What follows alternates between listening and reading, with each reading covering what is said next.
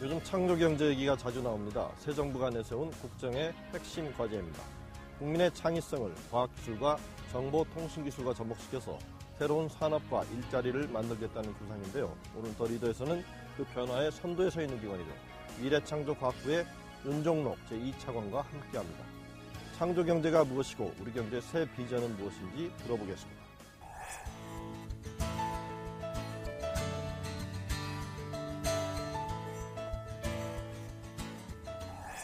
차관님 바쁜데 시간 내주셔서 감사합니다. 감사합니다.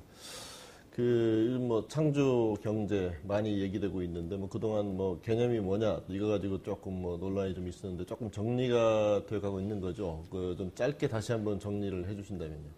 네, 우선 정리하기 앞서서, 창조 경제가 뭐냐라는 질문이 요소에서 많이 나오고 있는데, 우리나라가 그동안의 교육이 모든 문제는 정답이 있다라는 생각을 하기 때문에 정답을 아마 요구하는 것 같은데, 정답에 앞서서 각자가 창조 경제가 뭔가에 대해서 좀 생각을 해보는 그런 기회를 갖는 것도 상당히 저는 바람직하다라는 생각이 우선 들고요. 전 국민이 생각하는 창조 경제 그 생각, 그 전체의 합이 우리나라 전체의 창조 경제다. 저는 우선 이렇게 얘기를 하고 싶고요. 그렇다 하더라도 창조 경제가 이제 뭐냐라는 그 데피니션을 정확하게 요구를 한다면은 우리나라 경제는 그동안의 창조 경제가 아닌 것이 아니었습니다. 이미 우리나라는 상당 부분 과학기술에 의존한 경제, 소위 말해서 과학기술을 가지고 새로운 걸 만들어내는 창조 경제를 해왔다. 그러나 앞으로의 창조 경제와 과거의 창조 경제의 차이가 뭐냐라고 물어본다면은 그동안에는 우리나라 국민의 1%밖에 안 되는 과학자들의 과학기술의 연구 개발, 거기에 의존하는 경제였다고 본다면은 이제는 나머지 99% 우리 국민들의 상상력, 이 상상력이라는 것은 일반 가정주부도 포함할 수 있고요. 어린 학생 또는 퇴직한 직장인들 이런 분들의 나름대로의 상상력이 이제 과학기술하고 결합을 해서 새로운 혁신을 일으키는 것. 굳이 차이를 둔다면 그런 거라고 볼 수 있겠고요. 그래서 창조경제는 결국은 세상에 없는 것을 새로 만들어서 갖다 붙이는 그런 경제다. 그래서 기존 경제가 성장이 정체되어 있는 부분, 이 부분은 어떻게 해야 될 거냐. 결국은 없는 거를 만들어서 창조라는 게 계속 갖다 붙이면서 파이가 넓어지고 그다음에 일자리가 늘어나는 경제다. 이렇게 얘기할 수 있겠습니다. 네, 말씀을 듣고 조금 더 구체적인 얘기를 나눠보겠는데요. 그러니까 그동안에 이제 IT 경제는 이제 기존 산업에 IT가 부과되면서 이제 다양한 산업과 일자리를 만들어 왔는데 이제 지금 이제 창조 경제는 그 위에다 이제 창의성 상상력을 더하는 이 구조인데 과연 어떻게 만들어 갈 거냐가 이제 좀 궁금하실 것 같아요. 조금 구체적인 수준으로 들어가면 그 창조 경제를 만드는 드라이버, 그러니까 동력 이거는 뭐로 봐야 되는지요? 근데 근본적으로 이제 많은 상상력을 이제 동원해야 되는 부분인데, 우리나라 교육이랄지 문화가 사실 따지고 보면은 그렇게 크리에이티브한 상상력을 만들 수 있는 환경이라거나 그런 부분은 아직은 아닌 것 같습니다. 그래서 저희들은 교육이라는 관점에서도 창조 경제에 맞는 소위 토론과 질문 이런 부분이 많이 동원이 돼야 되겠는데, 역시 교육은 보니까 변화의 속도가 그렇게 빠른 것 같지는 않고요. 그래서 저희들은 모든 국민들의 상상력을 토해낼 수 있는 그 광장을 하나 만들어야 되겠다. 그래서 예를 든다면 우리나라에 800여 개의 그 국공립 도서관이 있는데 그 도서관이라는 이름 자체가 얼마나 오래된 용어입니까? 저는 도서관이라는 용어보다는 앞으로는 무한 상상실이라는 개념으로 그 기능을 좀 바꿔주는 것도 필요하겠다. 물론 거기서 많은 자료를 찾을 수 있는 무한 상상실. 네, 무한 상상실. 그럼 환경을 만드는 것. 그래서 그 무한 상상실로 바뀐 그 도서관이나 또는 과학관 여기에 아이디어를 잘 발췌를 해서 필요한 것들은 걸러서 특허로 만들어주고 또 어떤 아이디어는 비즈니스 모델을 만들어서 사업체와 연결해주는 이런 징검다리 역할이 필요하겠다. 그래서 그런 부분들을 시범적으로 지금 운영을 해볼 생각이고요. 그 시범 운영을 통해서 여러 가지 보완해야 될 것들이 나온다면은 보완을 해서 저는 전국에 있는 도서관, 과학관 이런 부분들을 걸어서 보통 한 10분 내지 15분 거리에 갈 수 있는 그 위치에 있는 그런 부분들을 무한 상상실로 바꿔야겠다. 네, 그런 생각을 가지고 있습니다. 뭐 그런 생각이시라면 이제 도서관 같은 조금 더 많이 확충해서 짓는 것도 좀 필요하겠다는 생각이 듭니다. 그렇습니다. 많이 확충하고 그다음에 뭐 책이라는 것이 이 오프라인 서적만 있는 게 아니라 온라인으로 많이 또 대체가 되는 부분이기 때문에 그런 거를 대체하면서 많은 스페이스를 상상력을 토해낼 수 있는 광장. 예를 들면 해리포터라는 그 거대한 대작이 영국에서 나왔는데 그냥 나온 게 아니다. 영국에는 이미 몇만 개의 우리 무한 상상실과 같은 소위 스토리텔링 클럽이 이 동네마다 또는 뭐 도서관마다 다 돼 있기 때문에 그 스토리텔링 클럽에서 많은 사람들이 이렇게 훈련이 되고 또 상상력을 토해낼 수 있는 그런 환경을 만들었기 때문에 그런 데서 그런 대작이 나왔다. 그래서 앞으로도 영국에서는 뭐 해리포터 이외에 많은 대작이 나올 수 있을 거다. 저는 그렇게 생각합니다. 마찬가지로 우리나라도 상상력을 토해내고 그 토해낸 상상력을 걸러내서 소위 산업으로 연결시켜줄 수 있는 그런 시스템이 필요하다는 생각이 들고요. 그 다음에 더 중요한 거는 역시 그 좋은 상상력이라 하더라도 창업으로 연결되기 위한 그런 연결고리가 필요한데 예를 들면 수영장이라고 봤을 때 수영장의 한 90%는 융자풀이고 10%는 투자풀이다. 그럼 사람들이 융자풀로 많이 뛰어들 수밖에 없다.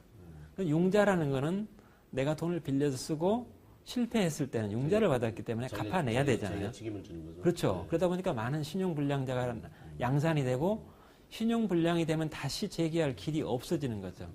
그렇다면 이 수영장의 90%를 투자풀로 채우고 융자풀을 10% 이하로 만들어 놓는다면 사람들이 투자풀로 많이 뛰어들 거다 이거죠. 투자풀이라는 거는 역시 실패를 한다 하더라도 투자라는 거는 책임을 묻지 않는 돈이기 때문에 그런 경우는 2번, 3번 실패를 한다 하더라도 당연히 재기할 수 있는 풀이 되지 않습니까? 그래서 금융 시스템을 앞으로 창업이 활발하게 이루어질 수 있도록 하는 시스템을 바꾸는 것. 쉽게 얘기하면은 융자의 풀을 줄이고 투자의 풀을 넓혀가는. 근데 투자의 풀을 막무가내로 정부 돈으로 할 수 있는 건 아니죠.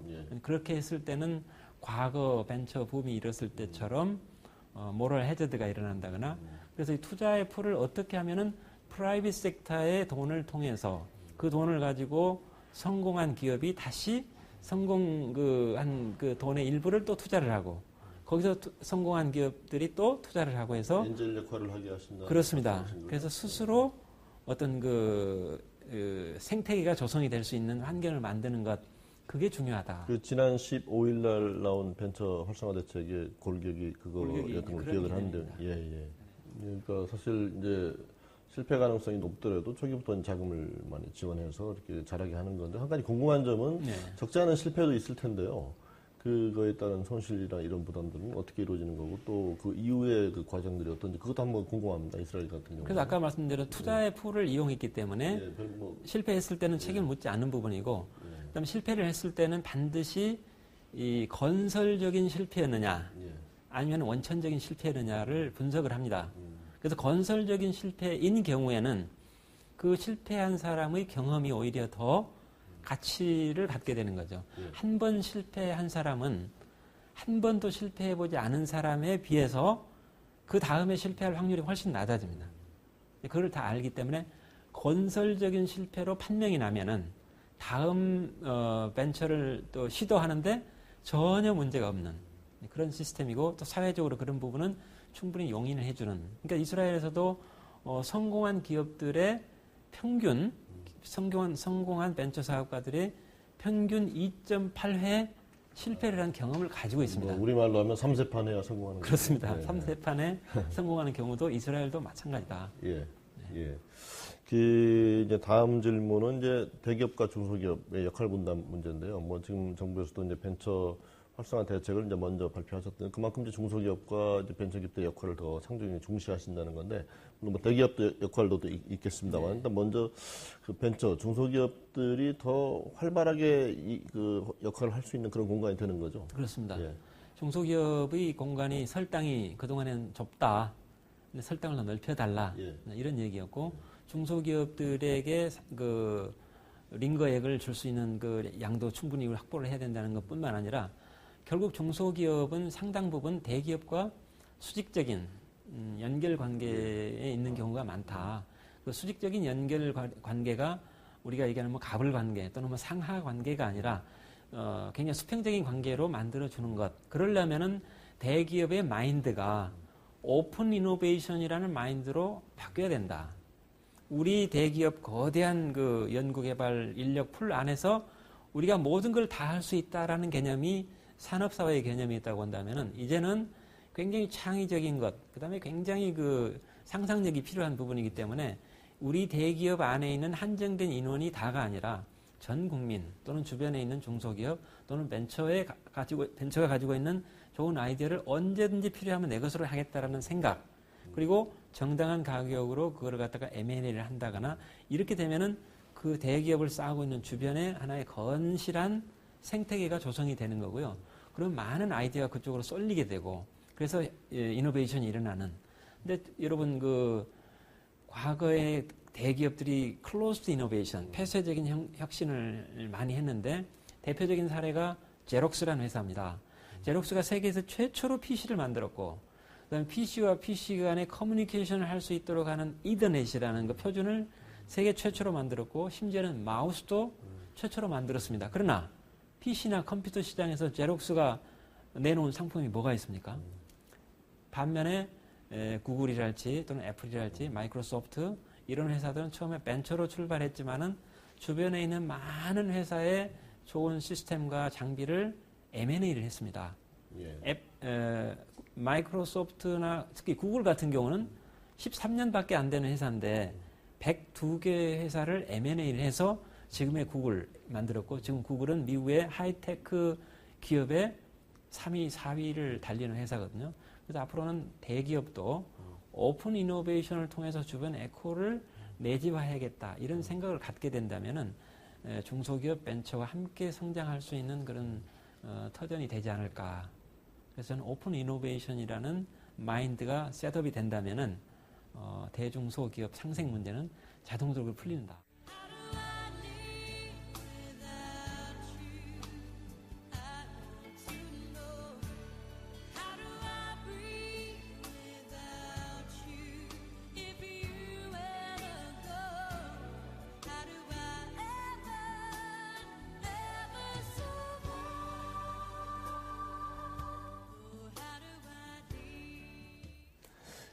지금 뭐 이제 이스라엘 말씀을 계속 하셨고 조금 더 말씀 듣고 싶은데 이제 창업 국가라는 책도 번역을 해서 내셨죠. 그래서 이스라엘 이제 대표적인 뭐 우리 벤치마킹 국가가 지금 되고 있는데 또 어찌 보면은 그 유대 문화라는 그 뭐 여러 특성 문화도 좀 다르고 또 군의 역할이 굉장히 강한 나라고 지정학적 특성 때문에 조금 이렇게 다른 점도 있는데 그 우리가 어떤 식으로 그걸 착근시킬 수 있을지 또 우리의 한국형 그런 모델을 어떻게 만들 것인지 궁금한데요. 예. 이스라엘은 역시 자원이 없는 나라는 국가 경영을 이렇게 하는 거야 라는 걸 절실하게 보여준 나라다. 그래서 우리나라도 자원이 없는 나라다.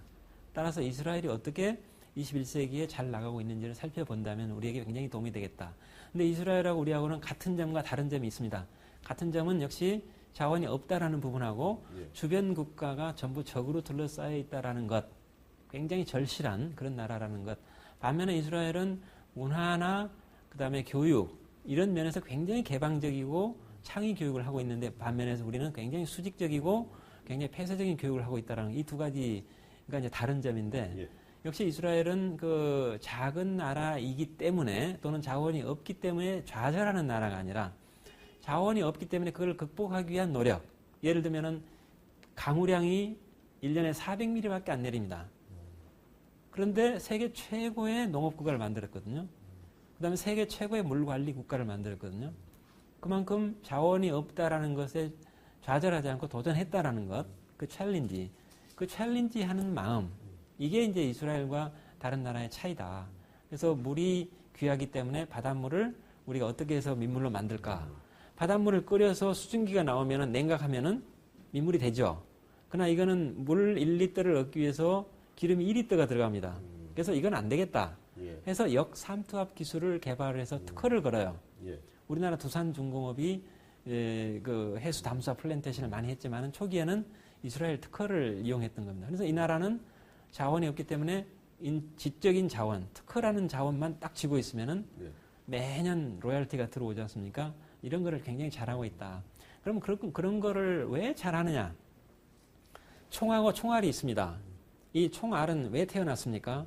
이 폭발되기 위해서 태어난 거예요. 예. 그러나 총과 총알만 가지고는 절대 폭발이 안 됩니다.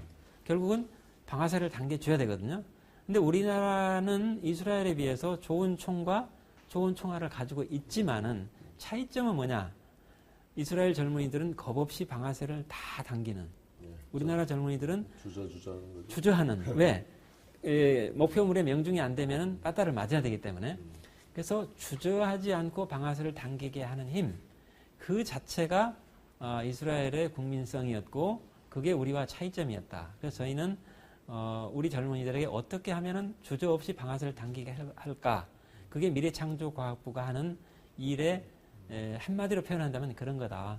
그래서 이스라엘의 그 자원이 없다라는 부분을 강점으로 내세우는 것도 우리가 본받아야 할 부분이고, 그래서 저는 창조 경제를 위해서 두 가지 조건이 필요한데, 하나는 오히려 자원이 없는 나라일 것.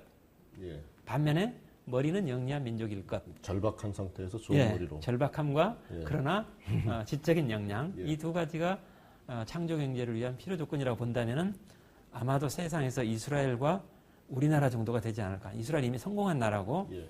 우리나라는 성공할 수밖에 없다. 왜? 그 두 가지 조건을 갖췄기 때문에. 예. 거기에 이제 문화적인 요인, 교육적인 요인이 더 가미가 된다면은 아마 창조 경제는 분명히 성공할 거고 성공할 자신이 있다. 저는 이렇게 생각합니다. 근데 이제 창조 경제가 이제 제대로 착근하고 활성화되려면 사실 이제 말씀하신 대로 그 자유분방한 사고, 뭐 실패에 대한 용인, 네. 또 이제 권위주의적인 문화보다는 좀 유연한 이런 여러 가지 사회의 근본적인 변화가 필요할 텐데, 핵심은 사실은 이제 교육의 변화, 말씀하신 교육의 변화, 또 여러 가지 사회적 문화, 특히 기업 문화의 변화가 굉장히 필요하다는 생각이 드는데 좀 시간이 많이 걸리는 일들이죠. 어떻게 보시는지. 역시 문화를 바꾼다라는 것만큼은 단기간에 할 수 있는 건 아니다. 이런 생각이 듭니다. 아까 제가 21세기 언어는 컴퓨터 랭귀지다. 예. 그래서 어린 아이에게 이런 거를 일찍부터 가르치자. 근데 일찍부터 가르친다는 사실은 좋은데 우리 교육부에서는 이거가 이뤄내기 위해서는 사회적인 전반적인 컨센서스가 이루어져야 되는데 이 부분이 쉽지가 않다. 뭐 여러분 뭐 잘 아시다시피 대학 입시에 관련해서는 얼마나 많은 학부모들이 관심을 갖고 있습니까? 또 언어를 가르친다 그러면은 또 컴퓨터에 관한 학원이 또 엄청나게 늘어날 거다. 이런 것들부터 시작해서, 그러나 전체적인 어떤 그 교육을 일시에 혁신하기는 어렵다 하더라도 그 사이사이에 학교 정규 교육은 아니더라도 사회적인 어떤 그 메시지, 사회적인 어떤 그 무브먼트 이런 게 필요하다. 그래서 과거에 우리가 50년 전에 우리 민족이 그 당시에 상당히 게을렀던 민족이었습니다. 사실은 아침에 일찍 일어나지도 않았고 겨울 되면은 농한기가 되면은 노름을 많이 했고 그 게으른 사람들을 부지런하게 만들어 보자 해서 사회적인 운동이 일어났던 게 새마을 운동이었지 않습니까? 근면 자조 협동, 이 세 가지 단어가 게을렀던 손발을 부지런하게 만드는 요인이었습니다.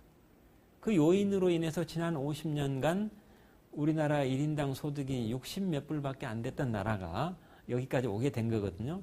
마찬가지로 창조 경제라는 새로운 패러다임을 열어가는 사회적인 어떤 그 운동이 필요하다. 저는 그렇게 생각한다고 봤을 때 제가 개인적으로 주장하고 싶은 것은 상상, 그리고 도전, 창업, 뭐 이런 어떤 그 선순환 구조를 연상하면서 사회적인 어떤 캠페인이 일어났으면 좋겠다. 그래서 우리 민족은 정말 두뇌가 우수한 민족이기 때문에 많은 상상을 하게 되고 그걸 반드시 도전으로 연결할 수 있도록 하고 그게 창조로 연결될 수 있도록. 그러니까 이스라엘의 경우는 남자들이 마음에 든 여자를 만났을 때는 그날 해가 지기 전에 프로포즈를 한다고 그래요. 그 다음에 좋은 아이디어가 떠올랐을 때는 그 주가 가기 전에 비즈니스를 시작한다 할 정도로 이렇게 그 대쉬하는 부분이 있는데, 우리도 상상력이 떠올랐을 때 그걸 갖다가 상상으로 그치지 말고 반드시 도전으로 연결할 수 있는 그런 인프라를 갖추고 그런 어떤 문화를 갖추는 것도 중요하겠다라는 생각을 합니다. 대쉬하자 이런 캠페인을 네. 하면 될 것 같습니다. 지금 이제 청년도 어렵고 장년도 어렵거든요. 청년들은 이제 일단 사회에 진입을 해야 되는데 취업하기 어렵고 또 보니까 뭐 스펙 쌓기에 또 열심히고 또 작년들은 또 사회에서 너무 일찍 또 뱉어내다 보니까 또 그 긴 노후를 어떻게 해야 될지 이게 사실 이제 창조경제가 만드는 일자리와 또 관련이 되는 부분이라고 생각해서 오늘 나오신 김에 그 두 계층에 대해서 좀 당부 말씀 있으시면 좀 조언을 좀 해주시죠. 이거를 뭐 계층 간의 싸움이다. 뭐 이런 식으로 이제 언론에서 얘기하는데 그런 것보다도 근본적인 문제를 이제 봐야 되는데 결국 근본적인 문제는 뭐냐면은 없는 일자리가 만들어지지 않았기 때문에 그런 거거든요. 없는 일자리가 만들어졌다면은 젊은 아이들이 그 자리로 들어가고 노인들도 그 일을 계속 연장할 수 있는 부분이다. 그래서 없는 거를 만들어내는 것. 그래서 저는 대학이 지금 대학 평가 기준에서 제일 중요한 게 우리 대학의 졸업생들이 얼마나 많은 일자리를 차지했느냐. 이게 대학 척도의 굉장히 중요한 요소 중에 하나인데 저는 지금 이미 하버드 대학 총장은 그렇게 취임사에서 선언을 했듯이 이제 대학은 우리 대학에서 좋은 일자리를 차지하는 학생을 만들어내는 게 아니라 좋은 일거리를 만들어내는 학생을 얼마나 많이 배출했느냐. 그래서 대학에서도 상당 부분 그 기업가 정신에 대한 교육을 2, 3학년부터 이렇게 하게 하고 그다음에 대학 안에다가 인큐베이션 센터를 지금 있기는 있죠. 그러나 그걸 형식적으로 만들지 말고 산학연을 연계를 해서 인큐베이션 센터에서 직접 아이들이 창업에 도전하게 하고 그걸 인큐베이션을 시켜서 성공하게 하는 것들이 몇 개가 나온다면은 이제 젊은 아이들이 꼭 내가 의사 변호사가 되겠다가 아니라 나도 저분처럼 창업을 해서 기업을 일구고 없는 것에서 뭔가를 만들어내고 많은 일자리를 만들어서 사회에 공헌을 해야 되겠다. 그 이스라엘 같은 경우가 전통적으로 지식을 머리에다 담고 다니는 좋은 것들이 의사 변호사거든요. 세계적으로 의사 변호사를 가장 선호하는 나라였는데 지금은 많은 기업을 일궈서 일자리를 만들어내는 사람들이 가장 존경받는 사회로 바뀌었던 것을 본다면은 대학의 어떤 그 미션도 바뀌어야 되겠고 그 다음에 퇴직한 사람의 경우도 그 나름대로 노하우를 가지고 있는 부분들을 썩히지 말고 그걸 가지고 창업에 도전할 수 있도록 그렇게 한다면 우리나라 사회가 전반적으로 그 산업화를 지향에 넘어서 3만 불, 4만 불로 진입하는 그런 어떤 그 모멘텀이 되지 않을까라는 생각을 합니다. 예, 저 마지막 질문입니다. 지금 뭐 국민들 뭐 행복, 꿈, 희망 뭐 이런 게 많이 필요한 것 같습니다. 그 마지막으로 창조경제에 대한 그 국민들의 기대가 클 텐데 한 말씀 해주시면서 오늘 대담 마무리하겠습니다. 우리 국민 여러분께서 새 정부 들어서 창조경제라는 부분, 그다음에 창조경제가 역시 행복과 이어진다라는 측면에서 많은 기대를 하고 계실 줄 압니다.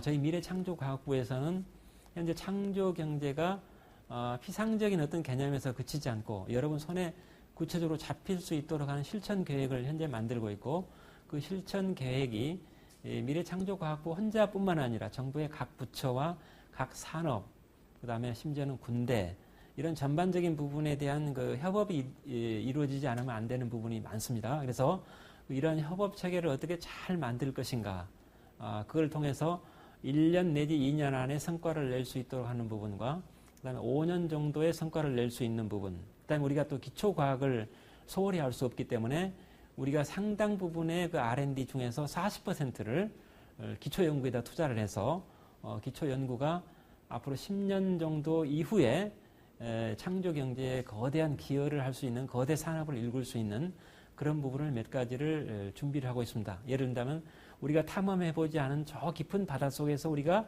찾아낼 수 있는 건 뭔지, 그 다음에 저 높은 우주에서 찾아낼 수 있는 것은 뭔지, 그 다음에 아직 탐험되지 않은 생명의 신비에서 우리가 아직 발견하지 못한 것은 뭔지, 이런 부분들이 앞으로 기초과학에서 발췌가 된다면은 이런 것들이 앞으로의 어떤 그 미래의 먹거리를 만들 수 있는 장기적인 플랜, 뭐 이런 것도 같이 준비하고 있다라는 말씀을 드리고, 여러분 창조경제는 국민 여러분의 몫입니다. 정부는 여러분이 갈 수 있는 길을 까는 그런 역할이라고 보고요. 창조경제에 많이 동참해 주시고 많은 관심을 가져주시기를 부탁을 드리겠습니다.